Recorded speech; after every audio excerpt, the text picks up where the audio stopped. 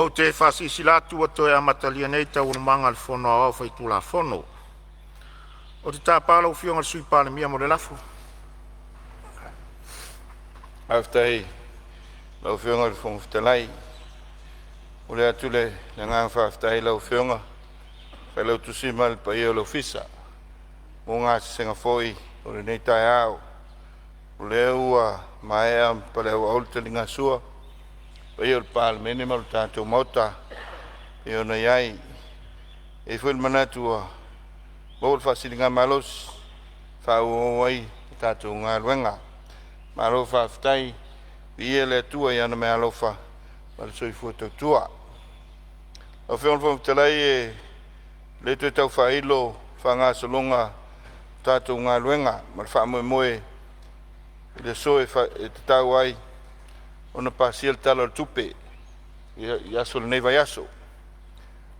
Lala lea o lo utulai ma le whalo alo e whatua i le lafo e whapea. I whatati ese tu la fono tu mau tolu tasi pui tolu lua pui tasi. Mo le suia o tato i tu la fono mo la fono le nei e whapea. Lea whau pea tato tau almanga se ia ulia le tu la tasi. I lea o uli. Ona whatatia ese lea o le mo se malo longa.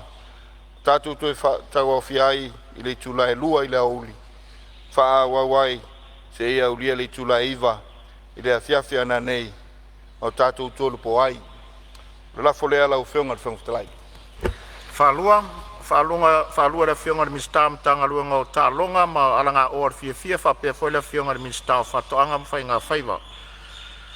Siri, por a whamaunia le lafo e whina ngā reisa no mali ioe, au ese le le ai, ua manu malo le ioe. Le a whanga solo tātou ngā luenga tusa le lafo u whamaunia. E whatatia ese tau unbanga mo le malo longa lo sao no le whionga le minstawa onga maanga nuu, ai o lo tūla i mai whau la vea le whionga le teitai o le tua ngai. Ma lia lava lau whionga le minstawa aonga sa itu atu mua le avano le whionga le teitai o le tua ngai. Tula i mai lau whionga teitai o le tua ngai. E lo whionga le whongwhitalai, whamalo atu i le whionga le minsta e kusai o le Fonotaga. E luana e mta upu, fi tau tala i ai, tau tele le tulanga lea o le tau mwhai tu whatasia o ngā laiti ina ia lava i tamaiti i se a o ngā whalea o ngā ina ia moa po le lua se lau whaletau lea mo le whawhita auri whengai ma tātou e le tūlanga o whaia o ngā o le whengwhawhaile o le tu whatasia la mata mai ina ua uma i a le ofa.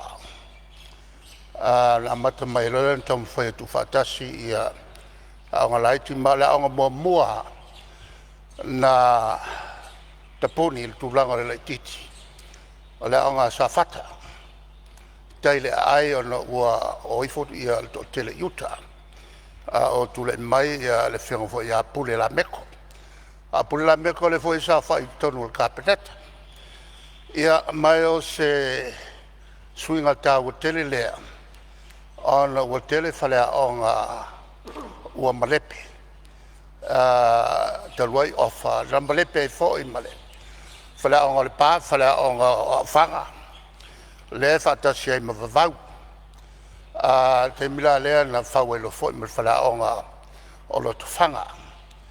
Na whatulai mai lole o le whainga whawai lea. O le ala tau te aluai. E le tulanga le o aitinoa i whaia o ngā mesili. O le ala fwena lea sa mātou whautua inai a le fwua apo mai.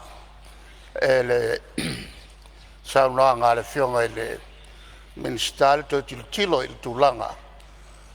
O le tua o tausanga litaya ma lima leono lima. Ma se tulanga le tele lea. O le vangalo na lua lau whionga i whongtalai. O le tulanga lean ta ua el minsta. E le tau whonga mo la tau ia e a fia e le tu ho le o sota inga a te vavave mo aonga o le fautuanga I ia sisila te toa I tau whonga nei mai le fo e ona vave fai ia tau whonga ai mai se la tau tonu o iai le tomai ala on la ta ua le belea ona iai nisi na la tau whatinoina le vaenga lea ke lea whale kongu a kulai mai ai I nā fo I tau whonga sa whai I no fo inga whatua au mātu nei ia nā se whautuanga mo whatinonga ngā luenga a whale tonu e a fia umaiaka ko kumalo lana winga lai le o se mea whai whapito le tūlanga o whautua tuai ai mōli le leo a o ngā tātu whanau Ia, sei tūrawa lea wangoa lau whionga le sui Palemene.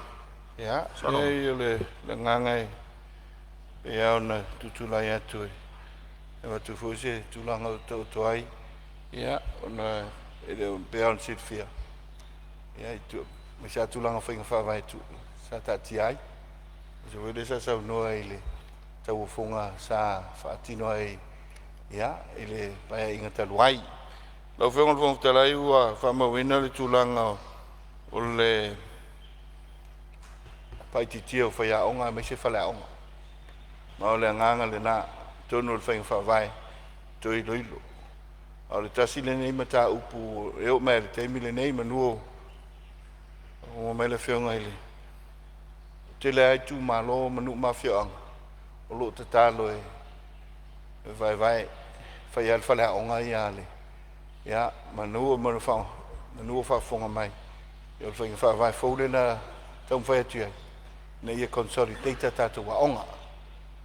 Io peo na sau nore whionga le teitai o le tuanga ia o futia na o alu whawhita auri fo na iai pitai na no teinga o le malo te te pena ia whainga whawai le lei mo nei le mare lumanai.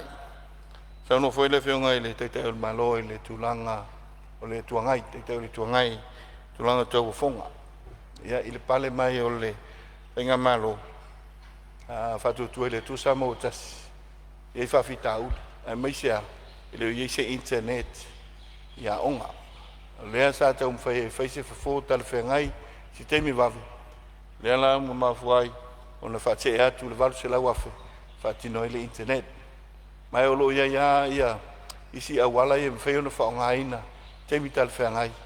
Ia pea a mata o na whale tonu isi awala. Mor si rifia tolu awala mwhai o na whaonga ai. Tulanga o tatou satelite. Tūlanga o tātou cables, ia mai se whore tūlanga o tātou wifi, e mwhai on whaonga ina ia o, ia le connectivity I tātou waonga. Ia, ma le sosone atu lea, tādian malo, la ngang whalor. Malo whaftai lo whionga I le sui Palemene, ia o le aima watu na whua, ia o stoi pōpou au whainga whawai. Ia, o le mai o mata watu o leo tūla I mai le sui o Wai monga wha lau whionga. Mai ngano wha mon mori ia tulai mai. Tai tere lau whionga mo le awanoa. Le I whuisanga ngai ngai. Mai monga wha tulai mai. Tano wha alele lau whionga le minsta me se whoi tali mai I ta upusala ngai suis fono. No le sa whea le nei tu malo le mātou whalea ngā whau le ma lifa le pia primary a whaftai tere lo sau noa lau whionga o le ua a matawhanga solo ia so ta inga wha teknolosi ia au le I talaina aloa ia le masina fau a taluai lau whionga o leo sau noa marino le whionga le sui Palemene le toi le longa whainga whaavai ia manatu ao o le tele o aonga tūlanga lua ma korisi ia sa whaavai tu malo I tua mo le anganga ina ia awhiwhio matala au ia ia alum whanau I tu malo I tua e peita iane o maitauina pel whaatumulia o le mātou a onga le malefa lau whionga se sisilane whainga whaavaile o le whale onga fau lau ei nei iau tapula a o le tolsulu li mana I le tolsulu walu ia tamitia onga le potu a onga ina I mawhainga whatia le whai a onga o na o na oina I alum whanau ai a faila o le a whatumauina pele whatumulia o le mātou aonga le marifa lau fiong.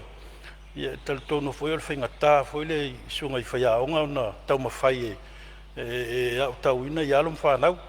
Ia le mawhai anu tu oa le rolofi mai o mātua e fia au mai o la tau walo I marifa. Ia o le ngangana na inu whaavai ia isi a tātou aonga tulanga lua ia tua I tu malo mafia o ngai tua. Na io a ngai pea alum whanau le tu malo I tātou aonga io mai on whaavai. Ai pe whaftai o le maua le saunoanga o fionga sui Palemene o le la toi loilo whainga whaavai ia. Ai nau toi whamanato atu lau fionga ili. I le whainga whaavai le mātou. Lau mua le marifa whaftai mula vanoa. Malo whaftai le sui. Whaftai whoru whinangaro. Ia o le maua atu rana fua. Ia o le toi mati au whainga whaavai. Pe whon saunoa le fionga le sui Palemene. Ia fio anga e to la iti ia alunga whanau. Ia ma se vaenga vole le watu iti ai ma lau whainga luenga. Ai a o mai fori tala whātai ia pia. Ia wato o tele alunga whanau. Ia wawea fo I malu tau le ngā luenga lea. O le wio lea. Ia o le maa wato lo ua maua mai la fionga le minsta whaafi tau lia. Ia la whaatu la ua fionga le minsta le fo ia o ia whaafi tau. Tu mai la ua fionga le minsta. Ia se on sa ima la ua fionga le minsta lo ia I le whau la vea mai. I le sui o lo whau la vea whamole. Whasale le anga toru. Tulai mai sauna. Paftai moro o noa whaasau ina o le sauna ngā matongo fia le fionga le minsta. Le sa o ta uai I la ulaunga tulanga leo le school connectivity. Mana ia tire nae wa mai tau atu le la tui whamarusia. Pau tulanga le te tauna tu atu I tau tafo lau fionga le minsta. O nai tutonua I oi ia o tulanga lua. Ia e pena tasi tai lua te tol computer le lo iai. Pe vai la o fionga stulanga foi le fai statu fo fa vai. Wa mata tatu se mar paperwork mo ve yo api me va pena. E fa amaro sia tu na foi le ia ve statu fo fuanga ia. I me yo o iPad mo va pena. Wa mai amaya o ngata mo te minei o malo si le teknologi. Ta ua tele tulanga le o le saulta mai titi o literate. I tulanga whanga o computer ma tulanga penala o fionga. Ina ia whawhaingo fiei. E fwy sa ta ua le sanuanga se tasi o sui mamaru. I tulanga I pepa nei I le tele o lo iai. O mu I luma technology. Rono inga le ngata I tono le tatu smartphone. Ia le anga ia titua. Wa a whape mai a mai ia onga al whanau mai tulanga lua. Saudi University. Ia wa sao ma sani whaonganga o le modern technology lo le temi. Ma whalora lau fionga le insta whaftai. Malo whaftai sao noa le sui mamalu. Ia o le hoi whamau e sao sao noa le sui winga I vaenga I mo school connectivity. Ia mesel tūlanga fo le internet e fsota inga I taimine ia o whainga whaavai lava. Ai la fuatu la ufionga ni minsta e whaua umar sao noa. La ufionga te whonwhetalai. Ia o le ma watu le avoe tula I mai le tui o vai maunga toru. Ia sei tula I mai sao noa. Ia whaftai lawa la ufionga te whonwhetalai mo le avanoa. Whatalo whatu la ufionga mai se ia le sui mamalu umo le Palemene nei tai au. E le anganga e le mātou te le se ua ia le saunoanga mātango fia le fionga le minsta. Ia langa o le whawhongwhong tapua I mai se mātou tu malo. Vaenga tonu ia salanga e se mātou tautalanga. O le I tūtawa o onga lau o fionga. Le manino o saunoa manino fo I le minsta. O whainga whaavae lau ia mai se motalo sanga o ni whale a onga po o ani polo keti tele. O lewa tu watu I tua pe o whaama tu watu I tua e nafa ma komiti a onga SS. Po a onga te tasi. Ai o lea whai wato e tu lai mai lea fionga sui Palemene. Ma saunoa mai o vaenga ia lewa la a ngai atu I ele malo e feso soani ia onga. E tau fite e na ila e sau whaalongo I le ngā whaaloalo. Ia vaenga ia po le mea o le tiutia le malo le la a ngai atu e tā pena talo sanga ia. Mo le whausia ina o ni whale a onga. Po le mea o le la atu upe e komiti. Ia pe o le fasili lea ma le ngā whaaloalo. Ia, malo whaftai. Ia sei tuatu pele a wanoa le fionga sui Palemene. Te misau no le fionga I te lo fionga fo te lai. Te misau no le fionga I le minsta. Ia ina nei a faitau e se tui le mape. Tu sol tulanga iai. O le mea lo to i le teimi le nei. O le matawhai oi al malo. O le tutongi o whai aonga. Ma matu le au chi. Pai whamaina o le vanta o tu mai ai. Ai, o te pena inga o le whai aonga mea whapena. Malai, mea nā le. Ale a whioanga. Ai ai tāru sanga e mai malo i so soani al malo i. Mai la tu tona partners u tulanga whapena. O i nā lane nā la tu aile so soani al malo. Mai le mtanga aluenga i aonga. I pe whapena. Pe tā ewa mai tau ina. Tu ti te atofu ia nuu ma whale aonga. Ia ele o whali population o isi nuu. Ia ele tūlanga te tau ona iai whale aonga. Ia la whai utomaiti. Mo se whale aonga mai sai nuu i tua. Ia le whai usau noa. Tūlanga whale nā wa ieiwa. Wa mai great tangata. Ia wa matauni whai titia. Ia la whai o whai tau wa whai o tangata matamaiti nuu i tua. E pe o le tūlanga le nā. Pe whai usau noa le. So io mai maunga lona wha. Ia ele tūlanga wha tumuria se rātou a onga. O le nganga tonu leo le tong whain malo le miliona. Decentralize tātou atunu. Ta pena mātina e tua. Maise, ia, e mauni ngā luenga whao popo. Maise foi la whanau a onga. So soani ai le tūlanga. Le ngate wha tumuria. Ia, le taulanga maise foi tātou awala, ma le paipa, ma le tūlanga wha pena. So soani ai. Le foi usau noa ele tūlanga o le tātou school connectivity. Ia, whapena la wale mea no ta inga. E ia onga e lua me mana ia, e la onga tasi le nei o le tū malo o Palauli. Palauli numele tolu. O numele tolu mai loa, whaala, ma mai tō muli, tasi ala onga. E lua computer lab. E donate mai uma, tama whanau i whafo. E ta i lua ta i tolu vasenga i le level e tasi. E nganga lea tau tu mwhai ai. Ia, ina decentralize, ia tātou ngā luenga whatino le malo. Ai o pongi whatasi i tū malo, ngā lua whatasi. Ina ia manuia whanau. Sisila fo le competitive learning sa tātou iai. Ia wale ai, ia lewai tau, tasit whai a onga. Ia ai lua vasenga. Ia usi hawa onga, uona le tolu ia whai a onga. Ia pole nganga lea tu tau mwhai, tu puti a tātou wao. Ia le sia matua a whionga i tua. Lo tu whaatasi malesi nu. Ia lua se lau fast food tamaiti, ia lei waru whai a onga, lei mea onga.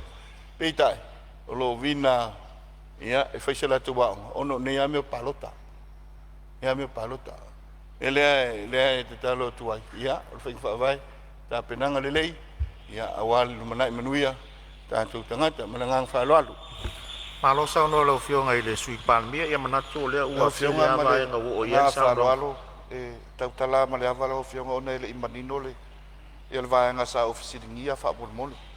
O le tūlanga le i le whaamatu atu, i le komiti la tau te tāpenaina talo sanga mo nipolo kete tele, mo whale aonga, po o lea fe soani le matanga luenga i le whaatumuina o tarsanga ia pe o le vaenga lea ona o lea na o sa valia la utu malola o fionga le whongwhetalai mai o le whaailoa mai anisi o pule aonga e le o iaise a ngā vaa ia la tu e whaatumuina ai ia pe patarsanga ona o lea whatua mai atu na tāpunia tarsanga na awala atu le malo o whaatasi i le vaiaso tuana i la o fionga e se furu fitu i tu lau o le pepa whaatumu mai whapena fo'i ia le tali mai al tō tele o isi am pasara o fionga watu nuu ena tō lau mai.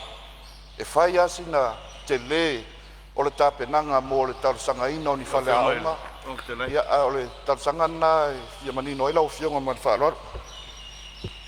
Ia, se on sai me lava se e mo le whau la vea. Ia, e te ui mua mai le no fōna talatu leo le avano, langa leo e sauno sao ai o le vaenga le na. A le vaenga le na e sau noi le la whaamanino atu le vaenga na le fionga le sui Palemene. Mo le solonga le o tau manga le tato fono ma le ngā whalo. Tu mai rau fionga le sui Palemene. Aftai lau fionga le. Ia, le e se nau te inga e whtari. Ia o le nganga. E le en manino. Ia whamiri atu pēr le o atu se tatu. Le nganga maulalo. O lo tala noi le au te lenga. Le au te lenga o te mili nei. Ia pia whapenalva e vaenga o lo iai ma tawhaioi. Malo. ma komiti ia mafioanga. Pei tai o lo titilo se o tamu fai titilo sa o teleng. Ina ia to tulang ton ututuila fatetainga malo na yo tatu. O lo centralize la to waonga. E tasile primary school ia pe lua foi ale tu malo. Ai fai uma ele malo fale aonga me uma lon fatinonga. Ia fa pena foi ia la tu koris tasi koris ale tu malo. Fa pena le tulanga. Aja a sila i se leni u faalu e las luas futo sang. Ia o. Ai o le maintenance mal tulanga le wae. Tonga. Ato tu titilo na ile si luas futo sanga e fa wa wa fa vaile. Le mau tupe o tatu tangata. Tu fa popole avenga i lungo le. O lungo le. O le tulanga i hele so i fanga i tua. Mai se le uti o fa soa. Le ne vai tau. O le winga le o lungo fa vai. Pe wale alanga te tau tilo malo. Au mai grant me au mai tako tona so ani e tatu wao. Ai o ki nice le malo fa si no fa la o mal tulanga. O le nganga pe ande te le sa no ngal mota. Tato asset management, tato infrastructure. Le tato famasinonga, le fale o lo iai, tato fale mai, e fale o le malo, e o ai tulanga uma, e o ai tele o fale au, o lo fale tonu. O la winga il vai lau tele, tau on titilo, il mele wa fasolo nungal tau ta, ia fausi ai fai au, tau fo imana ia tato nu mafioanga, le te talo atu lea, ia e manino lau tu silsila, ia e mesele. Tau mwhai rafionga mista. Ngang whalon. Whaftai sao noa lau fionga sui Palemene. Ia e fisosoni atu fo i sui mamalu le tatou maota e tu sai fo i le vaenga tonu le wo. Ia le sao noa ngā le fionga mista. Ia le fo fisosoni le fionga i sui Palemene. Salo finangalo umai e whaalia e afonge e tāngata si umau le whainga o whainga whaavai. Ia a e whaafonga toa lau fionga sui mamalu sa e la ngā vaenga ia o le wala ngā e lisi o sui a whaipule. Ia o le tali mana mo o rua po o tō uma ai mo le whaasao ina o le taimi le tūlanga na ia le ua fola manino mai le fionga le minsta o le ola ato iai teu unga peo no tō whaafonga fo le tali le minsta ia le vaenga le o le one government grants le sa ia lana sao noanga whapelua se lau tōru se furuafe whaina whao ngā se vaenga pelua se furu tōru afe fisosoani ai mo whale a onga ia e leise whale a onga e lava se lua se furu tōru afe o le apa tu le o le malo tūlanga le fisosoani ai le malo e su e ni a tatou paanga tonas whaatinoina talo sanga a fioanga a ia mautu whanua mawaenga o mwhapena pe o le nganga le o le malo e tā pena lau tau tu vai tā pena le tu vai le malo sa i toi tu mai lau fionga le sui Palemene Misalo si mei titi leo le sa o application a pe o mele le a whapelo la ngā luen malo whatino tūlanga le no ngā luenga i tatou ma le fiso ngā o a onga e tai o lo sa o tato e o i tonas o no le mata fai o lo i tato nu mafia ai va pelo tulanga la ai len malo a seta umane no venga o tarsang e u me lo fiso on tato wa ngai fata sile pelo le lo telenga na le sa tam feto ia pelo nganga la ale sa tali na la tele ia fa tino nga luenga yo fa pena mlangang fa lol fa ftai to fa manino mai lo fionga sui Palemene la tua tu la no lo fionga mi sta fa wa lo saunang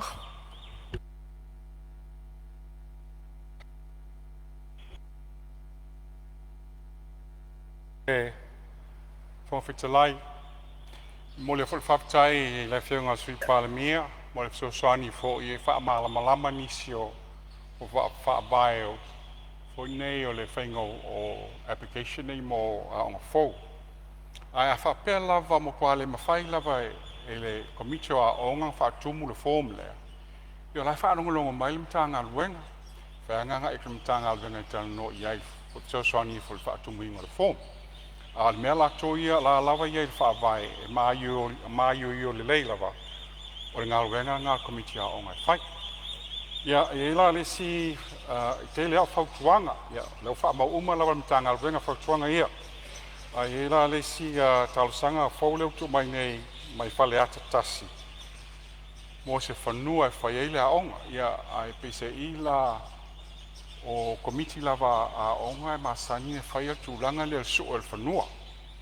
Ia o lea e tau te ilo oma lava e sao e tauna i se sia onga i tonu nā I va yusu. Ia ai se I tachi mai se tal no iai. O fela mo el fanua la le tal sanga mai ai ia la fionga fala talua. Paftai. Ia o le mta upu muli la fionga fonga fetalai. O tongi faya onga amata. O lo iel swani al malo tawala to le one government grant. Mo tongi faya onga ia. E ono supasene o le one government grant e tongi ai e faya onga amata. Au leo iel fonga al malo e tongi faya onga amata. Ma o fofuanga taua ma le lei mo lumanai. O lea la o le angalu i ail mtanga alwenga, a onga pisa si ma mtanga alwenga o tupe, o le whaatala noa ina, ma le fuafua ina o le nei tau mawhainga, i me whai ai o ne tino mai tu tono le 5 tausanga. Lau fionga al whanga whetalai, le nale tali o fasili na tu mai, ma whautuanga fo i wa tu mai o wha mamau uma e le tanga alwenga.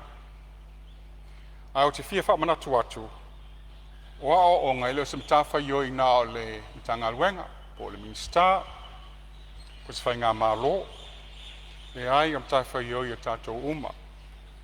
Te tau tino atu e iai lo nau ta inga, e ngā lue whatasi ma sui whai pule, na ia mauti noa walawa tā pena, ma o ao ina lei alo o whanau a Samoa o a tai au. A pangalea e le mawhai o na whaamiliina uma mana onga. O wai te tau o na lufi le le te mao a inga o le atunu. E le ngata o le se lengi, ai o le whaasoso ina o whaia onga pe o na whetalai iai le saunoa iai le fionga sui Palemene. La fionga le whonga whetalai whaapesui me malo o le kapeneta o le Palemene o Samoa. Le nasa tau mawhainga mtanga alwenga o onga manganu. O te taofi, o whaamiliina whina ngalo.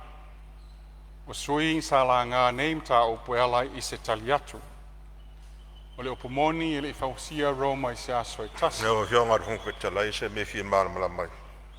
Ia, se on sai mai lava lo fionga I le minsta, o lo iet whau I la vea le sui teitai o le tuangai, tulai mai la o fionga le sui teitai o le tuangai. Ia, whaftai lau fionga, whaatalo whatufo I lau fionga ni tai au, te lia o tātou Fonotaga. E whamalo fo I sau noanga le fionga le minsta, malo lava I le wholo ina mai o whainga whaavae ma taumu whainga mo le anga I luma ma vaenga lo fi whaalea tātou mtanga ruanga ia po I tātou education sector. Ia le wala o alau sau noanga I fufuanga la amata no whaatino. Ia o whainga whaavae le lei, a le mea tāua, o le mawhai ona whaatino, ma whaatino I se tūlanga siri ona le lei, mo le au tau ino alam whanau o tātua tunu. Ia le wā o lau sau noanga e whaatino ngā fufuanga mo le tātou school connectivity. Ia varusa lau varusa fulu afe. Ia le ho I sa whai la ho I tausanga whaatupe o tōna. Ia le walo o whaakasolo tūlanga na. Ia e lo semta upu fo I fo nei. Wa lewa na mata mai fo lapa e inga. Tele tupe wa alwai. Ia tausia I lona whaatinonga. Ia tūla I mai stūlanga leima o ngai leo tau ino tātou whanau a onga. Ia le wā o lau sau noanga I tūlanga o le a whaatino ia le sitanga o. Se ino le retirement age tūlanga ni tai. Se ono sai mai lava lo fionga sanga. Se ono sai mai lava lo fionga sui teitai o le tuangai o. O lo iei le whau la vea le fionga le sui Palemene se tūlai mai lo fionga sui. Maria lo fionga. O le whau I la vea le o te tūla iai. Ia e la whau I la vea, mai whau I la vea. Ia ono o le tali ale malo le tūla I atu malo wa matan tali. Maria lo fionga se tu tele mai le fionga sui Palemene. Ia whamaria tu le mua. O lau talenga. Ala no mātou tau mwhai. Ia, ono lona nau. I whawhonga anga Samoa ni taitai seina. I tau mwhainga. Sau noanga, o lona sileta pena whainga whawai. O ni fwoi meu whainga whawai. Ia wili ili le lei, ona I tū le lei, mai tū e ai lei whatino ina. Ila nganga le nā nei whapea mai o le la amata na alu whai whawai le ai. O le whai e silsila ina ia mai o iu. Manino le le whionga i le. E le sui teita e le tuangai. E o le tulanga whai nei mau tula whono whai whawai. E tauna communicate whai whale lei. Ta pena o ina i manino ma le lei. E le saunanga e winga i le tātou school connectivity ma se le nina iai. E o le polenga le o le to nei vai tau. E vai tau. O lo tātou o le walu se lau walu suafe. E o le tau o le internet. Mo a onga. Pei tae o leo te lenga. E o lo tātou aisia i kampania o mai whatino. E o le tulanga le sai ai o le private sector. Pei tae e whamoe moe ma le private sector. Ia i le malo i le tele o mea. Ia uti fut whasoa le malo. E i le saunoanga le private sector le ale. Ale Vodafone na mai ane le paia. Ia i le choka. Ma ninoa. E leo lava tupe avatu o le malo. So soani ai. E lo winga lea le nau el malo. E te pena ana ia a seta. E whao ngā lau tele. Ia e le tātou tunu. Mai se so soani o nanga wa onga. Whalmai, leo, fui mu. Ia mai lātou e mai se futi e mau. So soani ai. Terminei o lo tātou whamoe moea. Ia i private sector providinga. Lātou infrastructure. Mo tātou, me la lea, ia, la nganga le nala o whiong. La nga sa o iai i limtanga luenga leo sotainga. Ia sa telefoni, la tulang la ngā la, pa inga utu hai. La ngang whalwal. Malo whaftai, o te whamaru lua tula o whionga le sui teitai o le tuangai. Ono le tele i sau no tonu ai le vaenga le iei whamaumonga. E le mwhaifo la ono toi tu atu se avano lau whionga le sui teitai o le tuangai le vaenga leo. Wa o ngal tulanga lea ne yo to tu atu se avano o to te tala le avano e te sau no ai fa tau lo avano le tala tu pe wa uma mai ata to ngaru a o fio ma fonga talai o le la o tu ye la ofisi o wa ofisi le no tu la ye sau tu la i mo me opidi to me tia o ala sa ta le sui te ta le ngai le fa ma o pili fo to me tia o nga isa o nga ta o tau ya o nga langa le fa ma watu tele sau no ya au te tala nei le avano o fa lua la uno avano e winga le tala tu pe le vaenga lea. E fa malua to e lau whionga sui teitai o le tuangai. E tu sai o tātou tu la fono tau te alua le ala fu e whatino ai tātou ngā luenga. Le nganga whaloalu. Lau whionga e sila i wha maunga tātou fono. Sau tā ua o ngā fua. Tamaitia o ngā amata. E tau i le korisi. O le ala e me o te amata su lau fōsanga. I tū langa whainga whaavai.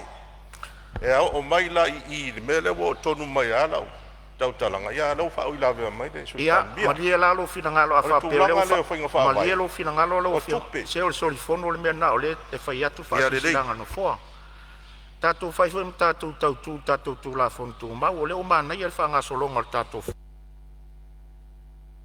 ele ma fa no to tu atu se avano se su ele isa no se mata upu o le i fa mo ngal tatu fono la nga o to tu atu lo le avano le fon ftalai wa lua la ua avano e te sau no al tatu tala tu ai fa ftai o le utali mani no atu le fionga sui Palemene i se si sui sa nga isa o nga i le minstawa o ngal tulanga le mele mali mai lo fionga sui tai tai le tuanga o fa nga tai na la sau no fa tau nga i le minstawa o nga mal tanga luenga tu mai lo fionga le minstafa o lo sau no la fionga le fon ftalai e mo savano ia se me via fa sao po le se me te fia sao no ia o se tabu fia fa malama la ia se sao no mai la sanga ia fa stai la fionga le fon ftalai ne ta fa hole tatu sunga fon fa stai la fionga le minstawa onga le o ma tau atu sa apena ne silsile to ai ele tulanga fo sa o la mai ne tu sai fo e matotongi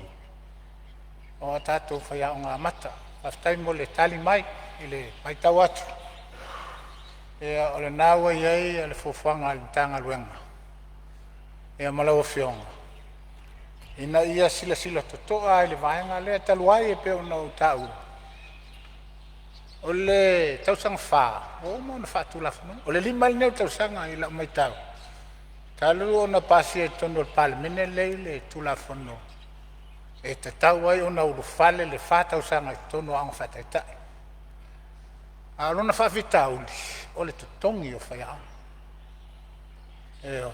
E leo ngā whatia la le tātou mtanga luenga malmalo, o na whaise fuafuanga, e tutongi ai, ia matu, ia whaiaonga o lo whapenao na utawina le whātau sanga.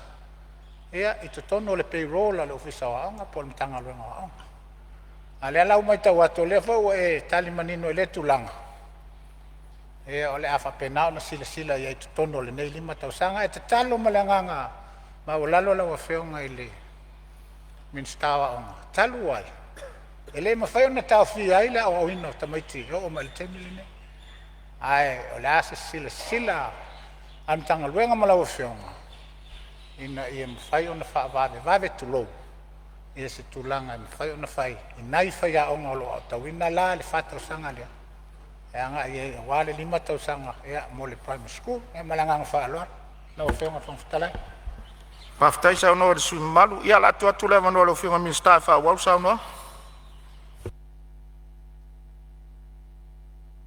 Al whangwhitalai aftai mo le fasili wutu mai ia o lo o whaarulongo mai mtanga alwenga o lo o whamawina o lo ngā lue fo i mtanga alwenga o wa se mea fo i na mātou fuafua atu iai i le whaailoa a mea i tutongi a whaia o ngā mata ia o se mea o la mātou sao niuni atu iai mtapenga atu iai ai tatia mai lau whinangalo se i a fo se uma mātou suenga ma li longa ma tapenanga e longa mai lau Palemene po a whea matai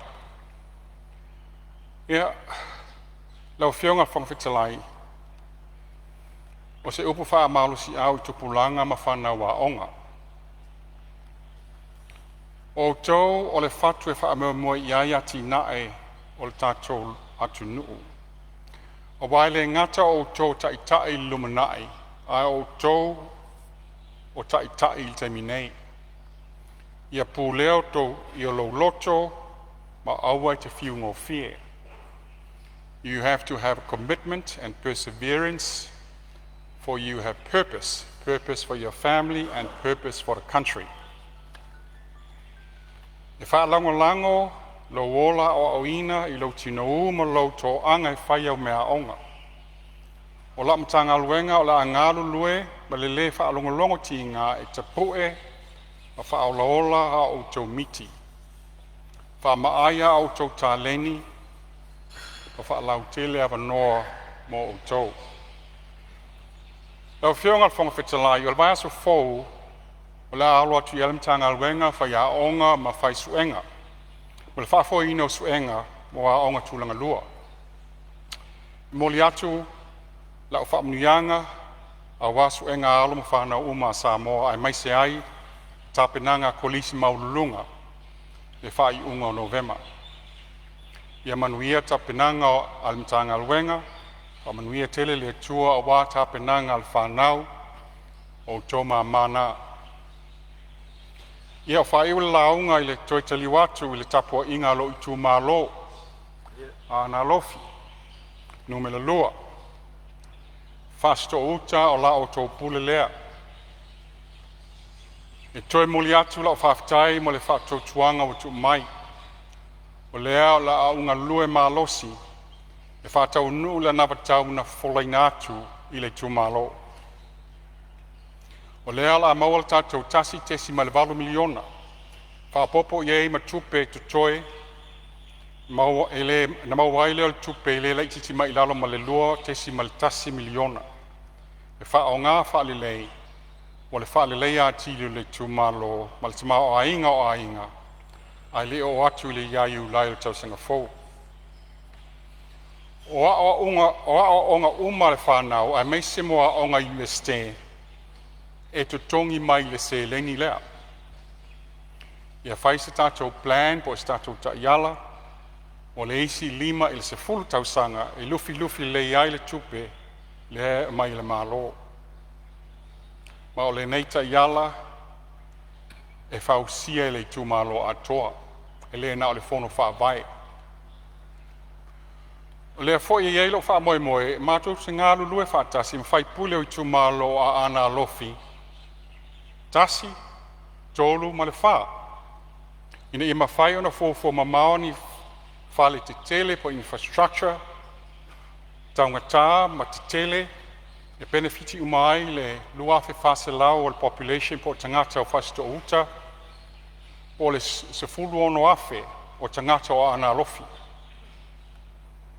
O le se leni ato mo i tu malo e whawa ana e balu miliona le tausanga, te lele na se leni. Ia, e tele nisi wha mnuianga mo a ana le ainga. Whai tu malo, tolu ming star wha masinonga, ming star o aonga, ming star o sota inga ma tenkolosi. Ia, malta maitai sui fonga whetalai. O le tele o tausanga, o tu ina mai, le taimi o tātou wha iloa, o telo tausanga o tu ina mai le taimi o tātou wha iloa, manisi o tama li ima tina na sāwalia la o kliniki i le pisi. Ia su tō nai. Ia malo ofisa foi. O lea la wa iei le manatu o lea tau mawhai e whaatino i tu tōna 5 tausanga i nei talasanga. Talasanga nei wa tu mai. Ia tō fia le leila o whainga alwenga al fono whaavae. Ia maua wha maoni ma le ami o tonu. Wha alelei awala ngā lue a meise le awala lea i au tawhal falsa e whakasa. Ma awala ngā lue alu latu i sa tui se i le pale. Wha aleleia vai tau mafa. Whai se fofo mo le vai lepa le i mata ili ili. Whai tali ngalu i tua le whalefono ma le aonga le whakasa. Le stala le fono whaavai e ngā luenga whaavai taimi. Mai mana o mia fo ele tu malo ni whanua ngā lue. O le fo iwa mai e ona mawha asoa ma le sui whaipule ua tuana i nei le sunga ia ai ono tile. E moli atu la whaafitai le swafa mo ngā luenga le uma wa whaatau nu. Ma o le a o lango fo i ngā luenga o umana fuafua ai lei whaataunu ina i le nā paia inga. O tātou ngā luenga mo le manuia o le tu malo e whaawau e whai whaatasi. E moli atu la o whaafitai uso na mātou tau wā, tō wha ia ape leo lumuenga, le sunga ia ai ono tile mai ono mea pelo. Ia, o umale whilinga le tu malo, tātou ngā lue whaatasi, mo le manuia fasto uta Samoa. Ia wha manuia le tua le ao le malo o le malo, ia fua loa lo soifua. Ia mamao ni ao ngā solo le sui le fono sui tofia. Ia mamao le langi le au fionga le fonga whitalai. Wha foisia le soifua manuia le fionga le li Palemene. Maua le soifua, ma le langi mamao le sui Palemene, ma minstar, o le kapeneta wha pēr minista lango. So i fua la le lei, il taitau le tuangai, sui taitai, le sao wha pito, ma le lai tua le mota. Lo whangia le usu ngā fono, ma malu al Palemene. Manu ia le tapua inga si o tu malo, wha iwhai manu mai langi, a walo o tau whaiva whai pēr, e ala il whai tatalo mo la o tau au auna. Ma le langi il tapua inga i a inga o Samoa, i fue la lafo mani to'o ngau sia, i tu la toa o le usonga tu mua mpule. Manuia le wha no manu, a le a inga sa le vi. I iai le file mua le tua le Palemene o Samoa. So i fua. Ua whamalo whitalai, o whamalo saunoa i lawa fionga i le Minsta, whamalo tā pena, e tu sa i fo i o lau saunoanga matanga o fie, i au whafonga le maota i nisi vaenga sa langa i finangalo le maota, e tu sa o le matanga luenga o a onga manga nu, whawhitai tā pena. Ia o mata watu o sau pēr whasolonga i le lai tu o le maota i le mamanu o le kapeneta, ia o le avanone watu inatu mo le fionga le Minsta matanga luenga o soifua maloloina. Ia o lo taimi nei manuia le saunoanga e tari fwai tau ai fo inisi vaenga. sa whaadia iai fina ngalo le mota tu soltalo le tupe. Ma le nganga whalo alo.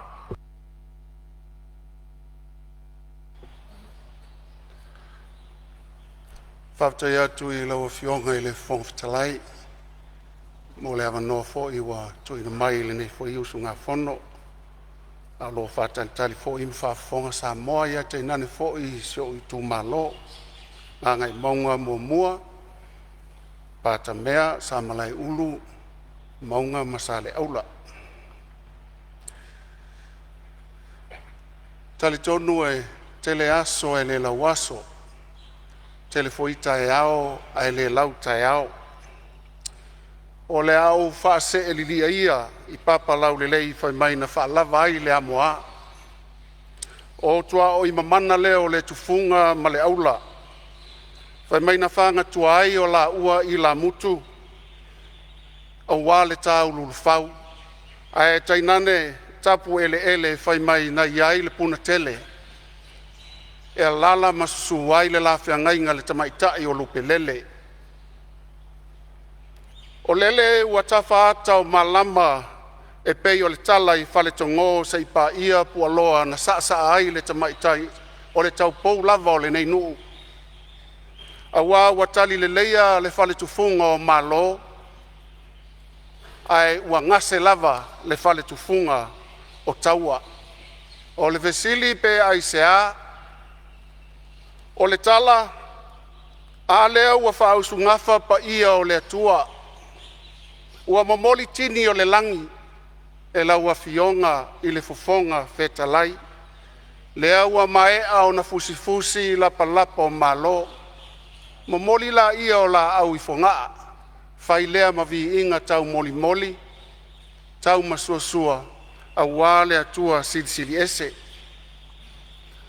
O lele ua tapu lilino sa o le tupua. O le tupua ua o lea ua malae tau ave tia fau.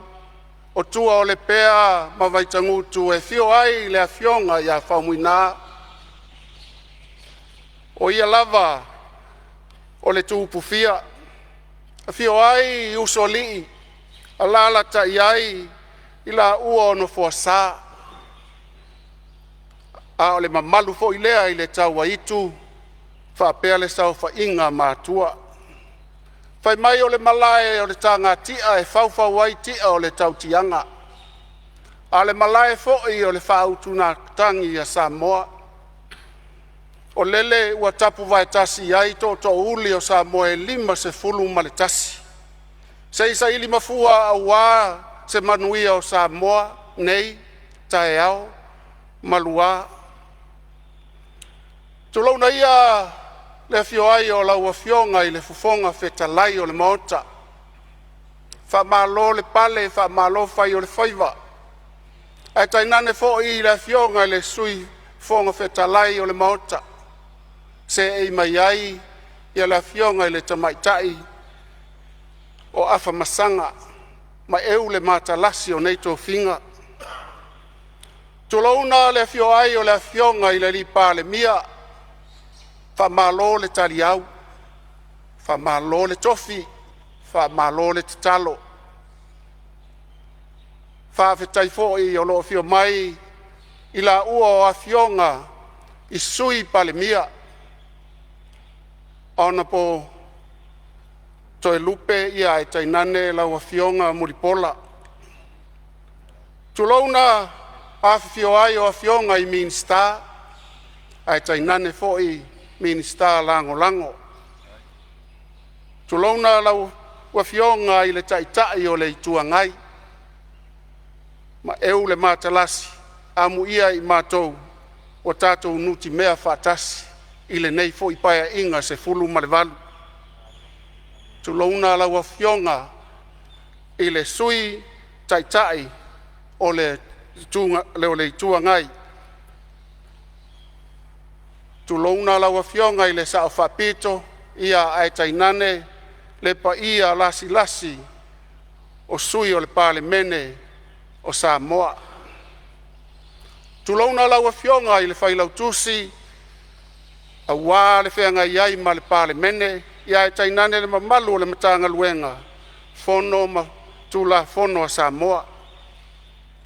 Tulauna au tau a fionga I pule sili o mtanga luenga taitasi. Ai tainane fo I whaululunga o so se whala potuputonga tu maoti, whapea fo I pisinisi taitasi. A tonu sa o tau au matangi I tulu inga e whao le lalolangi. Ia wā se tau mawhatanga mo Samoa. A leo walau lau se saa o tau whaiva. Wa mapu e ai ngā luenga mamana I te tonu o le Palemene. I so se matanga luenga. Ono lo tau titi. Wa mamoli mai e titi ai. I mātou taito tasi. Wa mātou pale ai. Wa mātou ofu. Wa mātou la ei. Wha malo le ono sai. Wha malo le tau iwi. Wha malo le tau tua mo Samoa. So launa lau a fionga e le amalu le malo. Tai nane foi lau masiofo. Whape foi tau a fionga iao. Sui iao le fono. O le sui tofia. Ai tai nane au tau masiofo. So launa lau a fionga le whamasino sili. Whape foi le plestene o le whamasinonga whanua masuafa. Ai tai nane a fionga. I so o se whaamasino o ngā lue ai tutonu le matanga luenga. Whapea fo I lau fionga le whaatun sili ma lau matanga luenga mamalu. O te whaatulau atu fo I le tapua inga mamana Samoa. Tama mo latu ainga mo latu tama. Le usonga tu mua mapule I tu au ma la taua. Ainga le tai ma le waa o Fonotaga. Le tapua inga fo I ale malo tutuila mamanua. I le fioai o lau a fionga. I le kovana sili, whapea fo I le lutena kovana. Le pelestene o le maota maualunga. Ai tainane fo I lau a fionga le whongfitalai. Ma whai pule uma o le maota. Tal tonu o paia ia o Samoa. Paia o Samoa e mai malai tele le whali ni usao le tui manua se I pa ia fili ma pule tuu na tau wilo ai manu o malo. Ona whapea leo se whaamtalanga, e le whaangaloina tai ma whaululunga e ka le sia Kerishan uma le atu Samoa, o le tapua inga fo I tua atu o Samoa I atu nu e mamau. Ai tainane whawhea ngai ngā taulangi so se whata, lo tau whaiva, o le ngā lulue nei wha Kerishan o ina lo tātou atu nu, wha mamau atu I mala e o mai. Wha malo ma whawhetai le te talo. A veia le nei awanoa o te wha whitai atu ai I loo I tu malo ngā ngai maunga numera tasi. Mai lava I whale tongo se I pa ia le tupua I vai tutu. Tulauna lau a fionga lau ano malou a inga sa lau ano. Ai tainane fo I le toa fia o li I ma ai. Ai pola pui pui le tula whale li I ma le mamalu le whale a ana. Tulauna le malae ua tauta ua I a Samoa ono le papai mai ai o le tua. Ia wā le tūlanga tauta mau a inga wha le nganga. E fio ai lau a fionga tuala malou wha le se fulua sala malou wha le walu. Ia ai tainane pola pui pui lo ua lua to lua te vanga ma vai whale. Ia whapea le mamalu sa le muli anga o le whale upolu o tō whinga. Si onu o sa le aula, tulauna pua loa e fio ai lau a fionga tautai o le fue, whai mai o le tama na viso tai ai a inga sa tuala ma le inga sa pesta. Tulauna taulongo mai e fio ai lau a fionga muangu tia o e lava o le mauputasi lau a fionga pule ai. Tulauna aso sa e fio ai lau a fionga to ia I vao o e o le maupu. Ia whapea foi sa mau e fio ai masu ai lau a fionga tau ili. Ia e maise le tupua I vai tutu e taanga tasi mai le atua walo vai na tutu mai le langi. Ia e tainane lo tu malo tausi o e o le matua te pola pui pui a wale tau vana no foai ma lo tato I tu malo. E le whangaloina ia le fionga I le sao li I a tuala. whamalo whai o le whaiva. Lau whaatamarianga lea ua e mamori mai le awanoa ina i o tau aveina ma tau soa le ngā luenga sa e amataina i le lua afe lua se fulu maletasi. A e tainane foi o tātou soa tau lau whionga lau ano ia whapena foi lau a whionga lau whitalainga tua whe talai te vanga. Whaftai atu foi i lau a whionga le tapua inga a le sui o le sui tai fono o le whakasā i lau sunga le toe ina Palemene tau ilili whamalo whai o le whaiva. Sa e malele o nei tu uai lea o le lau elele ia a wā o fuafuanga tau ave le vasa loloa. Toe taliu le uto whafua loa lo soifua. Whamalo le tapua i lau a whioga patele ia whapea foi whapea ngai ngā taulangi ese o sio i tu malo ia lau sunga le whawhia ngainga pe nai a koro whapea le whale tua ia langi.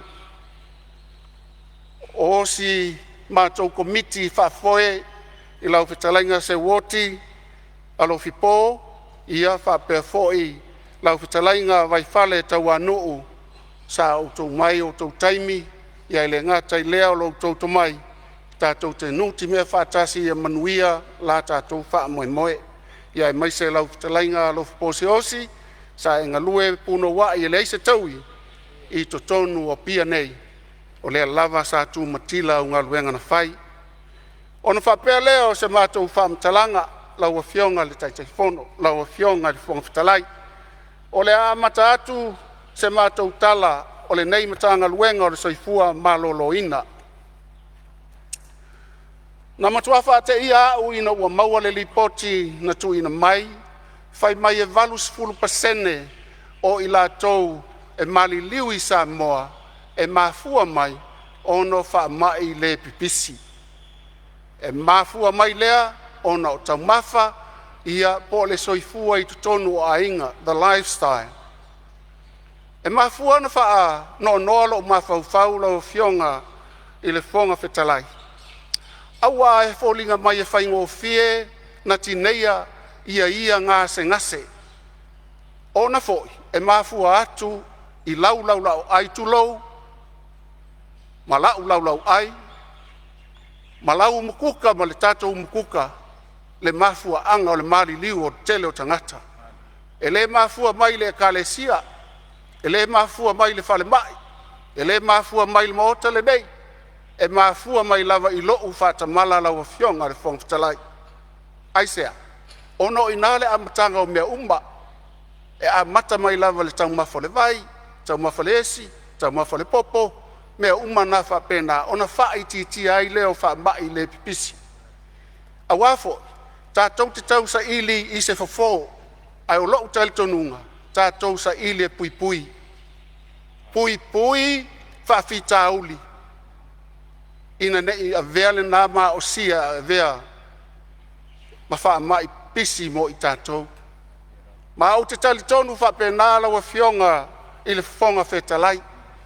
A o mai e mafua ia te a wāfoi e le te tau ono u whaatali se isau se fo mai e wa ai lo u vai vai. E te tau no o wa ai lava au i lo u mai po le ale mafua anga. Ona wha pe ai leo se wha mtalanga.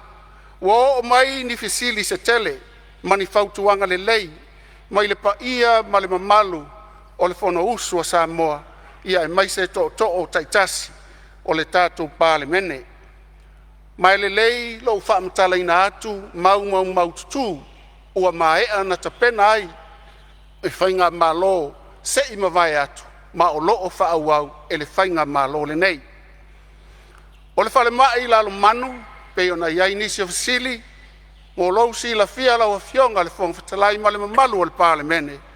Ua maea na talaina ia te sema luas fumat wha, ia le whale mai le na whaateleina, whaatasi ai ma pitanga, a wafo mai i to tonu o le malai. O se fianga le nā, a wasanga lulue i la tou na mua e tapena lo mātou o mai. Ua mai a fo i le whale mai o pautasi o na te talaina ia te sema luas fumal wha. ia le faateleina o le falemaʻi faatasi foʻi mapitaga o fomaʻi i totonu lava o poutasi o le falemaʻi i sa taua ia mo i latou na laugaina le vaega o se tala fiafia lenā tou maitauina ua tatala le faateleina o le falemaʻi faapea foʻi ia pitaga a fomaʻi i totonu o sa taua le gata i lea sai ai se sui o le tatou fono lenei sa ia faapea mai ua mafua ona le faataunuina le falemaʻi o lona i tumalo ona ua vale tuulima fuafuaga tauave a le matagaluega e leleina ou faapea atu o loo iā te aʻu ni imeli mai aʻi latou e ono fanua na mafua ai na le faataunuina le falemaʻi o lo i tumalo ina neʻi me ane e taulepua ma lafo mai faamolemole filifili totoa au saunoaga ae leʻi faia o gaesesē ia saunoaga o te taumanino atu lau afioga foga fetalai ia o loo iai foʻi nisi o falemaʻi malia fenoa le finagalo o lau afioga le minista o loo iai le faauilavea sai tulaʻi mai le sui o falalataimi samatau o se mea fia fasao po se mea fia faamamala ia lelei saunoa ia gai le o tāua lo matou itumālo le afioga i le minista ia e le maitau atu e o le matou itumālo le agai mai le saunoaga lea ia leʻi amatua se faaseā i le lē faatinoina o le falemaʻi o lo matou itumālo o le faaseā na avatu faatoʻalogo mai aʻu toe tasi le vaiaso fai le palota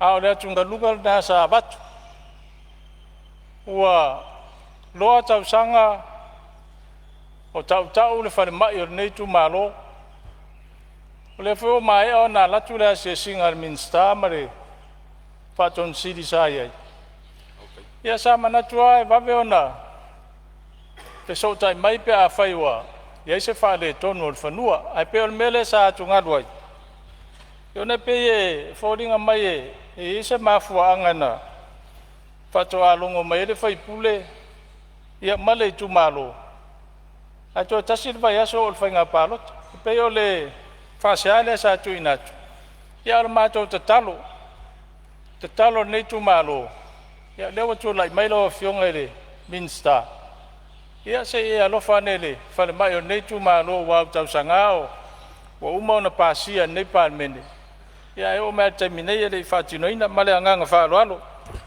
malo faafetai ia o lea ua maua atu nonofoa le finagalo o le afioga i le sui o falelatai ma samatau ia o le tulaga foʻi lele o lē sa talosagaina lesi foʻi faiga malo ia lea ua fatoʻa tolusefulu ma le iva e aso le afioga o le minista ia toʻaga lou afioga tataʻa ona toina mai lea e le afioga o le minista ia le tali o lou finagalo faaua ma le saunoaga lou afioga o le minista faafetai lau afioga i le fogafetalai faafetai foʻi i le afioga i le faipule e lelei lava ona faaetete lafoga lau afioga ona iai faamaumauga o le asa sefulu tolu i iuni lufulu lima te ai le sefulu le taeao tauaoina ai e le matagaluega le imeli mai lē ona le fanua ae ao leʻi faia le fanua lea lau afioga ua uma na soa le pule i totonu o le itumālo o ai la esesē o le falemaʻi soifua malōlōina pe o le afioaga ma le itumālo le mea lenā nei mea ane no fai atu aua le tau le pua balafo mai filifili totoa i upu e ave ai lau whaamatalaga ina nei mea ane molia i tātou le tai o o le tala ia ina le fauseaina le falemaʻi e faitumālo i luga o matou fanua ia o le saʻina le aiga na umai malia fenoa le finagalo le afioga o le minista ia sei toe tulaʻi mai lava le sui o falalatai ma samatau te fesoasoani atu le maitau atu o tautoʻatamaʻi le afioga i le minista silasila le minista i le proses sa faagasolo ai le faatinoga o falemaʻi faitumālo o lea na ofoina atu le fanua i le matagaluega e fai ela latou galuega ma fai le lease agreement ma le ana le fanua e lē o mailoa mai la e le itumālo ma le nuu le tulaga ua oo i ai le le lease negotiations le sa fe nga ira matanga wenga male ana fanua olo no fo pong sa le tu malo ol mena le va tuai sa ma to tu alalo ile tuai ona fa ilo ma ia ta ia ola fa tari so tu malo a lewa sa tau na fa ilo tu lo ile ana fanua wale mana o fa ngalo fanua ola tele si fanua le tu malo ia pe ol mena ia o lewa ma watu le fina ngalo la wo fionga sui mama ta falo fina ngalo to ta ia ai silsila ne de fal mai ne tu malo ma le nganga fa lalo ole ma watu tu sa ole fina ngalo le sui ia ona ile o to tu la e mai le sa ave ma fa u ngole mtanga luenga ia ia le o tu la e mai le fionga le minsta pe fono fa ia ia ole ulua ipa inga ne le fionga minsta mata watu ole tau tu la e mai lo fionga sui pale me tu la e mai lo fionga sui pale ia le ai salo le ulo manino le motai sa no anga le fionga minsta a me se fo ile tu lango iai ile nei lima vai aso talu no mato a matal fainga malo tai ono tai fitu tai valu tai iva ia ngase ave fafu ile faingo fien ngalo fengai male fionga minsta le ia se aso mi sila o fionga le fon telai le fo sa no anga moto ile lava ia so ile no te inga a onina tatu te talo mo i falma lima suta si tu malo lima suta si falma e o foi ai tatu nuua afio anga te tasi pe amal tol se la uno sfulu afio anga ante talo mo foi o tatu afio anga le awala nga lue i le tau sanga ma le tau sanga fitu se la lua se fulu ka te lua awala nga lue le afio anga i lenga fatia le tatu malo o le ala le tau ai le tulanga lo tau mawhai atu i ai le tatu asset management i ma tulanga whai insinia tino i tatu ngā langa ai sea ina ni tali pele por kiki o le palota tulanga whapena pe ona sau i tau sanga i te ai lenga fatia le lumana i nei whanau sa i eitwale mai i le fionga o le fionga i le tu malo ia i sa vela le falma i se mato tu malo i sa fata i fosanga io fa fata io lo tu mau falma i putasi me sa ia malalo man sa i foi le medical center sa i sa napu o le to iai wa ave falma iuta medical center sa i loto fanga o le to iai me lea sa ana aputi mai nas il asset management le tam fa tu antonu ele tu talo le fionga minsta ala winga lea yu mo vai na fa su to sang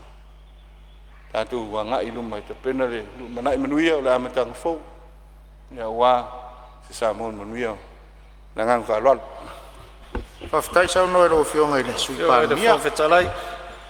Ia e si mea la o fionga i le sui mamaru o leo a sosani atu la fionga sui palemia. E le se nganga e whanga tutu i le sau noanga le fionga i minsta ia po le fionga fo le sui palemia. Alanga leo sau noa le fionga i sui palemia e lima sfultasi tu malo o tau fa soa. A o lea sau fa ari manino. O le fare mai o nei tu malo. O fionga le umanino le. E lua paia inga o umana pa si ai. O fionga pe musa. E le te taula o na toi alu le fa solonga le lima sfultasi tu malo. Se on sai mai lava la o fionga sui malu se to tu atu le fionga sui pa. Mi sa no mai lo fionga sui pa. Te musa e tala. E manino yo lo so vai na vat. Sa no ngal mota. Ngal mota. Li sa ve en palmia. Sa lo sa no. Ile nauna la tele ile sila fa fai pule e alofa ia Samoa oe si atu nu lai titi to atolu piliona levan tawasa mai le lua te simalfia piliona lona GDP le o le tolu piliona aisa fa mo le tua fa mo le lofa lo ai la tele tangata na ilo palota le winga le tata ta fia vito o le nauna lau tele o le saunanga a toi tei o le mota Whionga Palemene, o te tairu tua ngai, o le sa vea ma, Palemene pa inga ta luai. Oi, o ilan tau, ia, toi tairu mota. Sa ai filo tau whatuino le tātou malo, e o malineu te tātou, la matanga fau, oi, tātou ngalu rue, tātou ngalu, tu ia la unga le palota, ia la unga le palota. E whapena atu e le o whaiato se si tu angale usau noa le whangal tutui. E o langanga le nā e te talo atu ai. E ai tele tā leni le atua utu. Fo ina ia i tātou. Whao ngai le alofa. Whao ngai le alofa. Ia so matu vai tau mwhai le alau whenga. So soine tuai. Ia manuia le tātou whono. Whaftai sau no lo whionga sui Palemene. Salo le mawatu e le no foa. O le afia le saunoanga le whionga sui mamalu whala taim sa matau.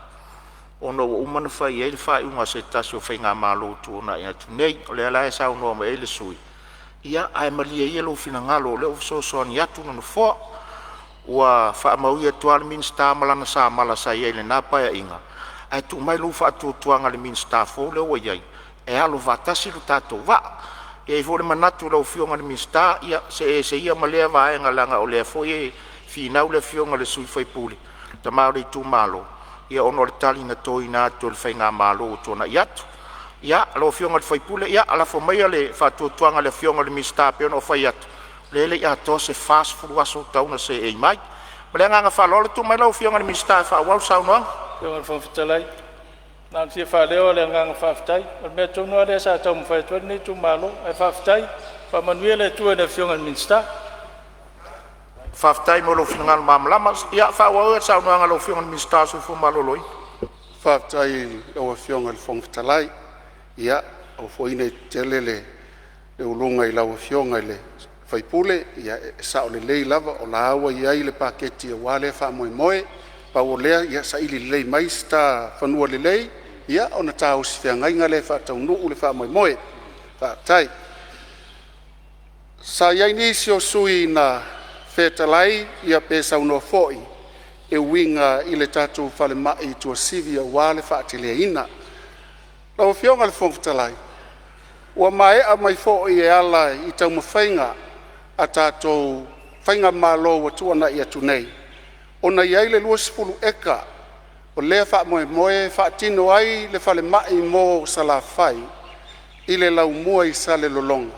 Ona e afe ngō fie e le ngata i le tu sa lenga palauli ma fa solo atu ai au le tu tane fo asau se yo o lava i si o fanua ia ma o lo ia le fuafuanga pe na vatu foi i le na vatau e fa moe moe o le paia inga le nei e ono fai ai le tato fale mai telelea i sa la fai i sa le lolonga lona winga a fai e fa tau nuu lea ona fa i titi ai lea o ngā luenga e fa tino a wale whaale ia o le whaale mai tua sivi ia wā fo ilo tātou motu tele i sa la whai.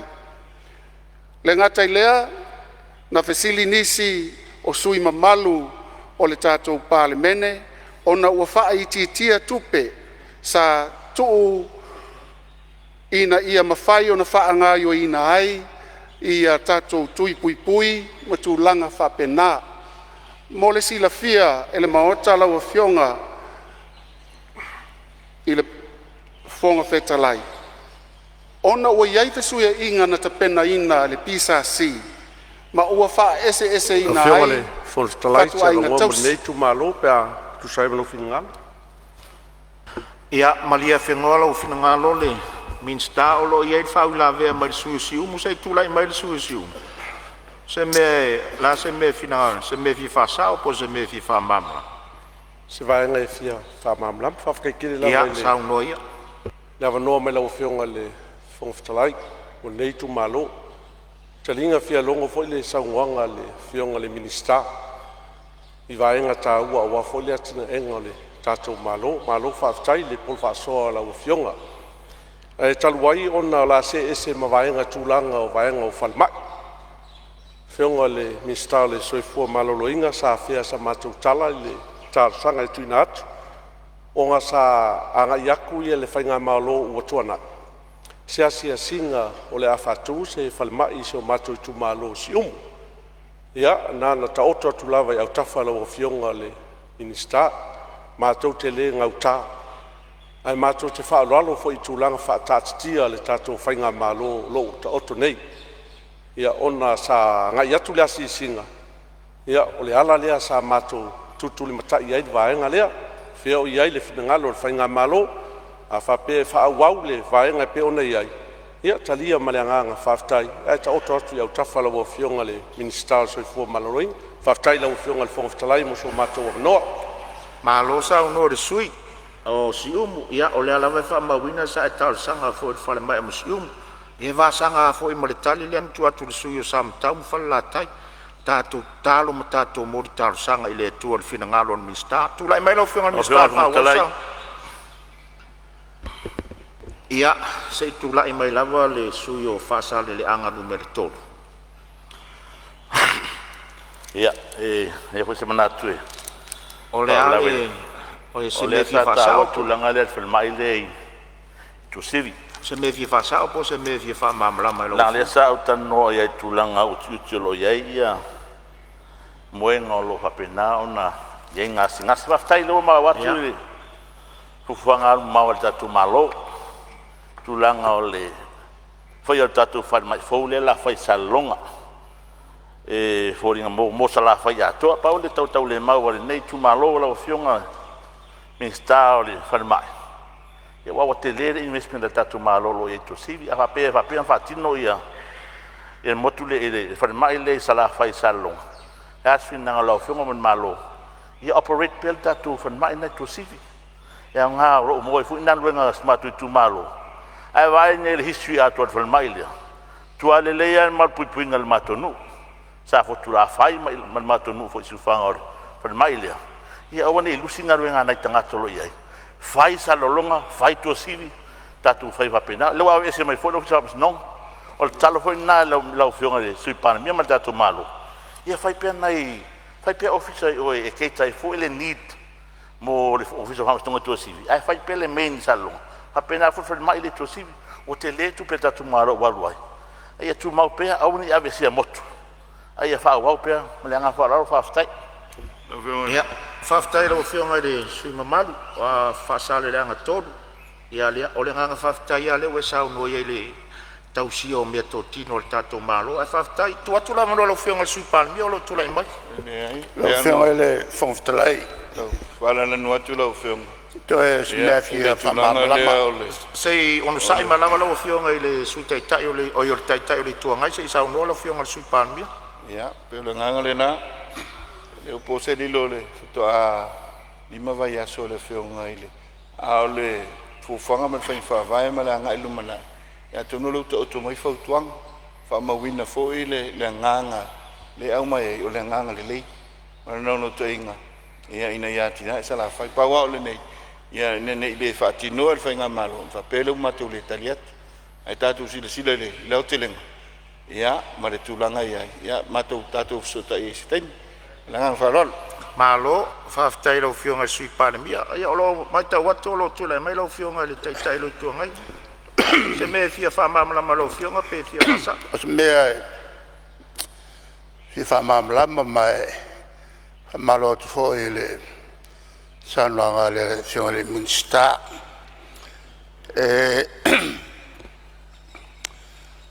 e leia se sala ele o malamalama lelei le tulaga o le aitele lea e faisalelologa o le aitele e ono peia o pia i le lumanaʻi e lē o le afegofia la pe ona saunoa le ia le minista a le tulaga lea mo le agaʻi lumanaʻi o le aai lea i salelologa o le toʻaiga lea o savai atoa ma le faimalaga mai nei o le toʻaiga foʻi lea fale atu lana uiga la e le taimi e tupu ai salelologa e pe o pia le telē o lana uiga la e tatauna iai uma e salelologa ia i toʻaiga tautua uma le tatou mālō fale mai fale onga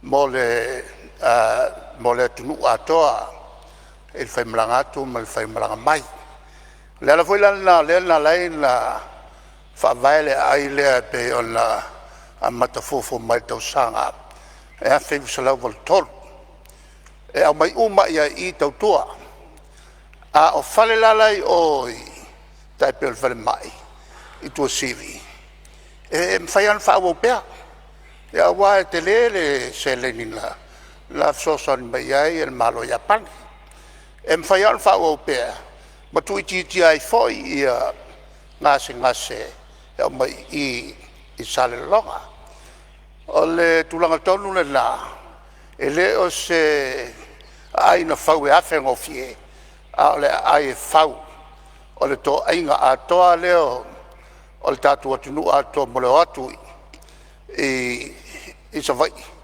ia male o mai fo sa vai I upolu nei ana si whamarmanga. Malo whaftai, lau whionga I le taitai o le tuangai, ia, lau whionga le sui Palemene, tulai mai. O le ufa mawina le tala whasolpito o le tūlanga o le atina e o sawa. E on sa ngoe le whionga le taitai o le tuangai, ia pe pawale tūlanga I hai. Ia, e Palemene whainga malo al whatua tua I le tua sa motas. I se so on ma ke kim kong kalake la po. No singi me whapena. E me se foi ia, e tai lima ekan mo ave. I si whala tongan mano, le whatatianga se tātou town planning tala whengai. E chi waile mele sau noela na whionga, peo la nganga le na, ia, o lo wha mai o io le le, ina ia ta otu le le la matang. Au whaingi tāng toi whaile nei taimi. Ia no uma o na whatawina atu whanua, ia pelisi na atu fo ia. Pero tūlanga le na, au le au te lenga peo na iai. Ia sau noa, ia, e tā ua le, to sivi. Ia, pita il te milneu to sivi o le operation tele. Lona winga, maintain the operation. E ta whalai titifu.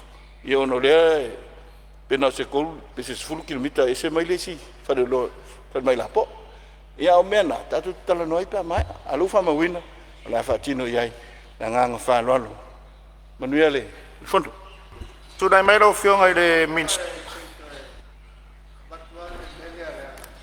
Ia, e se sine ai.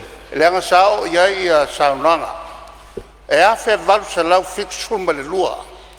Ia eka ia na tō mai sale longa. E whai eile ai tele lea. 5 miliona le tupen ave. Ai walu wa tele le afo ile fe ese sia I o taufi. Le lanto e fa fo ie le afe fase lau. Ia eka, e taufi na fase lau eka. Le la wa ke le ma lava ma koe le lava yang bole ai tele sale longa le la o tuol mele na iai le saulanga na pa iai ai afe val se lau fitulua e kol malianga le na sale longa fa pe fo mal Palemene o le sale longa la fai ile fuafua mo lewa fausia le ai tele lea o lewa ma wa tu sale longa o le tai toi so sonia tu la tai ia ono le matanga luenga o le lo tari foi tau mai vaenga na langa langa le mat o le matanga luenga o soifua maloloina ne te o toso I tua le tatum tau ia a vaenga umana sau no ila o fionga le tai le tuangai ia e se foi le minsta e o fuanga fanua ma fanua Almelia, o le fina ngalo ai o le minsta a fata se foi masuis fondo. E fa penale fo watu I se fale mai mo sale longa. Ale foi ma ua tu sortari mai la fionga le sui Palemene. Ono e fela ta I sale longa mo to sifi. Ai ne o tato o e tal e ala la fionga le fonftala fa mal mod. Ela ona o to e fa mam la mal melia. Ono sa noanga le minsta. Nalan fail mele I o le fengofie. E la se tu ato le ato.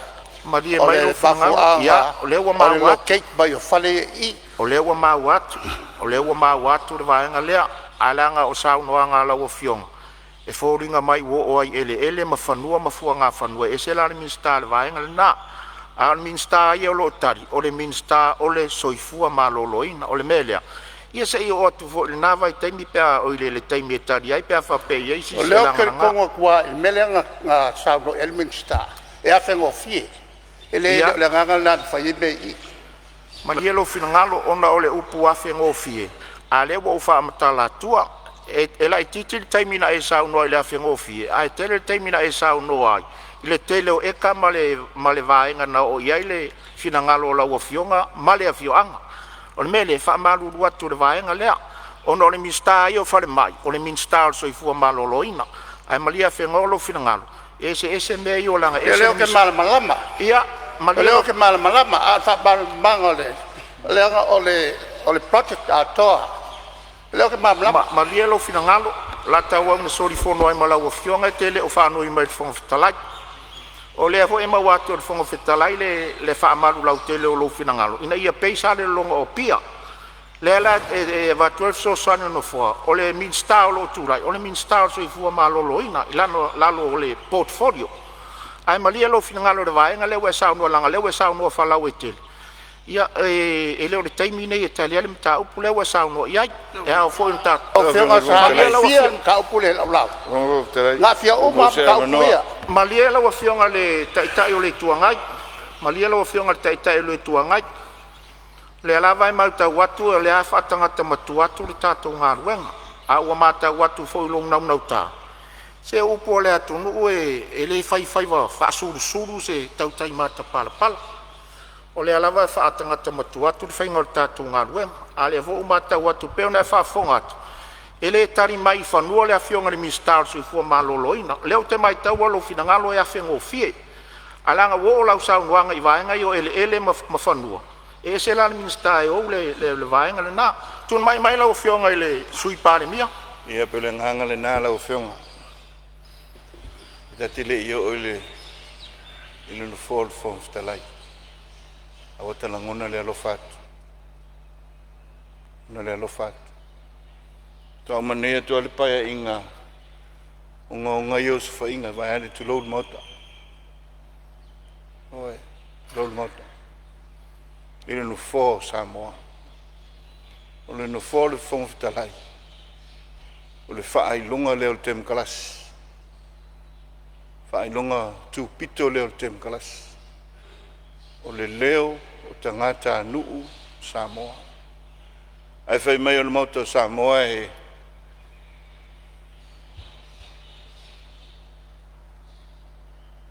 ta ui te whaaloalo. Moleanga nuu. Le whaamataina mai e tatu utu tu amo matua. Tatu te folau ai. Yala le ala o whengol te lai. Mātou tutu la ea tu e. O lea lava e saule so sofa lea tu lou. Ina ia whaafafonga mai lea tu nuu. Ilo lātou leo tu lou. A leo mātou te tāno atu ma lea nganga whaaloalo. Au ngani atu. Au mai sawa noa i tupulanga fau. Mai sawa noa. Au mai sawa noa au mau Samoa ma le tupulanga fau. O mātou tai lima se fulu ma le tupu. O ho atu a leono se fulu. O iei foi tangata uhu le fio mai le Palemene. Ai sa, whainga nei. Whainga nei. O le te tālo lea. Tālo lea. La whape whea ea le numana i o Samoa.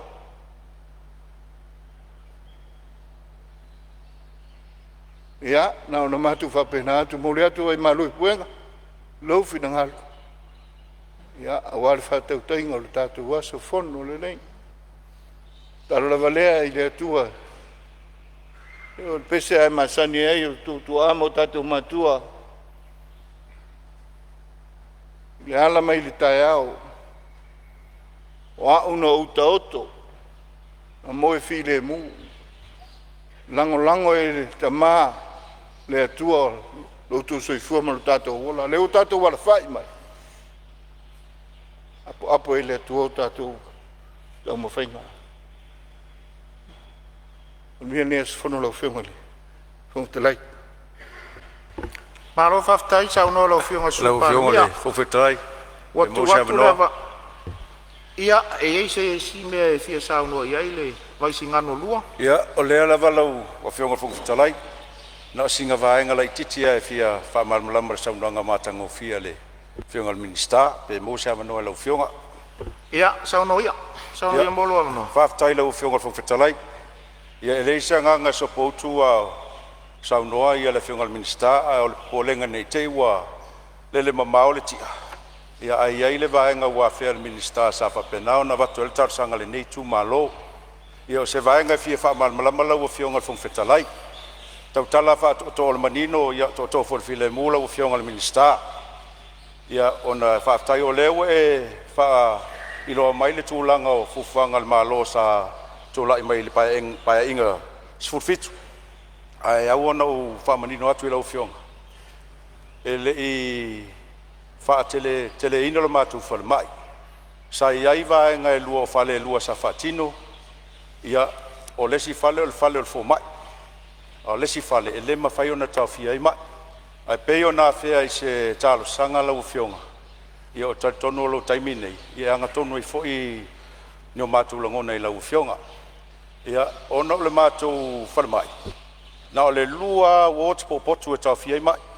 Ai wha moena I le potu. Longa winga. Na o le valua mai I mwhen tawhia. O le tu maloe a mata mai lava siu a sabe pa ia matia I tu au. E te lele matu I tu malo, ia peo le alanga e toe tatalo toe I lau whionga. Ia e mo mia a whainei e watu se mai tinga ina, wha mai pesi se tulou. Longa winga le mwhaintau whia isi mai tinga ina le.